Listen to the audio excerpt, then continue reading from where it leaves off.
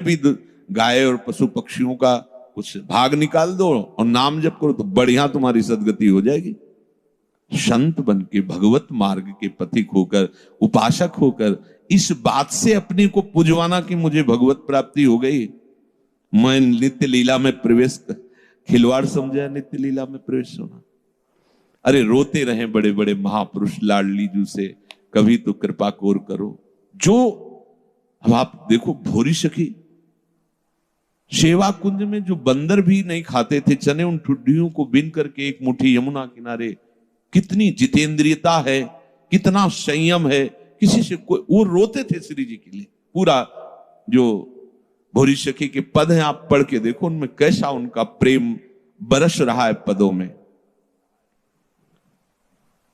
अगर हम वास्तविक नित्य लीला में प्रवेश होना चाहते हैं तो हमें अपने मन और अपने इंद्रियों को प्रियालाल के उच्छिष्ट में ही संयमित करना होगा और बुद्धि में निश्चय करना है कि चाहे जितना तुम हमें प्रलोभन दो, चाहे जितना तुम हमें आकर्षित करो, इस जन्म में चूक होने वाली नहीं। इस जन्म में मुझे प्रियालाल चाहिए।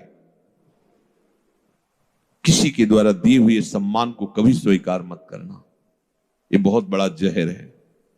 साधक इससे भ्रष्ट हो जाता है। कोई तुम्हें प्रणाम कर रहा है, नमस्कार कर रहा है, हो सके तो तुम उसे प्रणाम करो, उसे स्वीकार मत करो। अंदर कभी स्वीकार मत करो कि मुझे ये जो पैर छुआने में आपको सुख मिलने लगा या आप इसे अच्छा समझते हैं, तो आपसे प्रार्थना है आप सावधान हो जाइए, आपका पतन शुरू हो चुका है।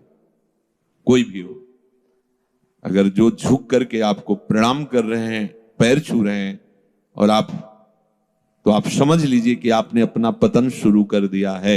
आपकी स्वीकृति, वो आपको गाली दे तो कोई फर्क नहीं, कोई प्रणाम करे तो कोई फर्क नहीं होना चाहिए। अगर फर्क है अंदर में तो तुम देख लीजिए।